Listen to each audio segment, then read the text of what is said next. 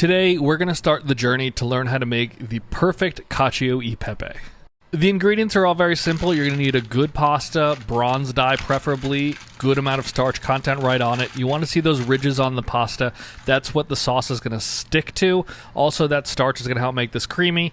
We're also going to use some good quality black pepper. You want to freshly grind this on hand. That'll just really enhance those flavors. And then Pepe Romano, which is the standard cheese for Cacio e Pepe. I'm going to pre-grind this black pepper right now to help. I'm also going to pre-grate the cheese just using a microplane. I'm also going to cut off the rind of it, and we're going to throw that rind into the sauce, which I've seen some people do. I'm going to make this a multi-part series, though, because I've never been happy with the creaminess and the overall texture of my Cacio e Pepe. I want to really dive into giving this the best try for multiple parts to perfect this recipe, and this is just my first try at really taking it to that next level. So we're going to throw that pasta in. This is about a portion and a half worth. All going to be on one plate, but it's a little more than one person's worth. And then we're going to throw that pepper in and just let that toast for maybe 30 seconds to a minute. We're trying to not use a lot of water because you want it to be super starchy, so it's going to take a little while to get that pasta bent down into the water, but once you do and that starch is there, grab a bunch of that water. It doesn't really matter how much at this point, and we're going to throw it into the pepper. I'm just going to let this kind of reduce and let those flavors marry together. I'm also going to throw that rind in. I've seen people do that. I don't know if that's going to stay long-term in the multiple recipes I try for this, but just let that reduce over the next 5 to 6 minutes. That's how long we're going to let that pasta cook for, and we're going to let the last 2 to 3 minutes of it cook in this pan with a little more water. So here we are after that 5 or 6 minutes. You can see it's greatly reduced. It has a good thickness to it. We're going to add more pasta water in a second, but just transfer over all those noodles right into your pan. Add a bunch of pasta water, and we're going to cook this kind of like a risotto. We're just going to keep adding water as it cooks, as it soaks it up. Make sure you're keeping a good amount in there. Don't let it get too dry or burn on the bottom.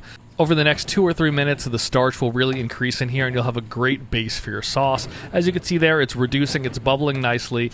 There's plenty of it to keep that pasta cooking, but you can see now it's nice, kind of that milky color. That's that heavy starch content. At that point, it's ready to be turned into your sauce. So you're going to kill the heat and let that sit for just about a minute or two.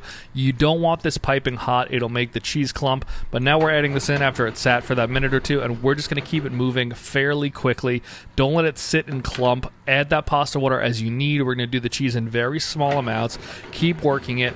After using the tongs for a little bit, I'm going to switch to a spatula. That way we could really scrape up that cheese that would be normally getting stuck to the pan. If you need more, add more. I didn't pre-grate enough, but we're going to keep adding it and mixing little bits of pasta water in with it, and it's really starting to thicken up nicely. I'm much happier with this sauce than I usually am. You can see there's a little bit of clumping, but not too bad. It overall is a fairly cohesive sauce, which is very much what I'm looking for.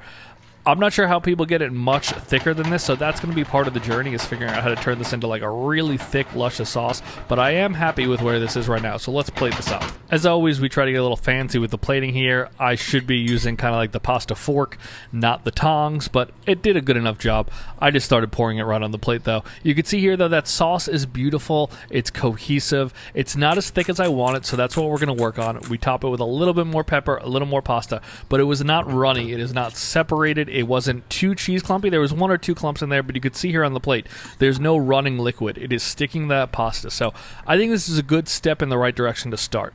Flavor, overall, pretty good. I think it could be a little more intense on the peppery side and definitely a little more creamy overall, but this is a great foundation. I know where to work. I need to work on making this creamier, and I need to work on making it a little more cohesive.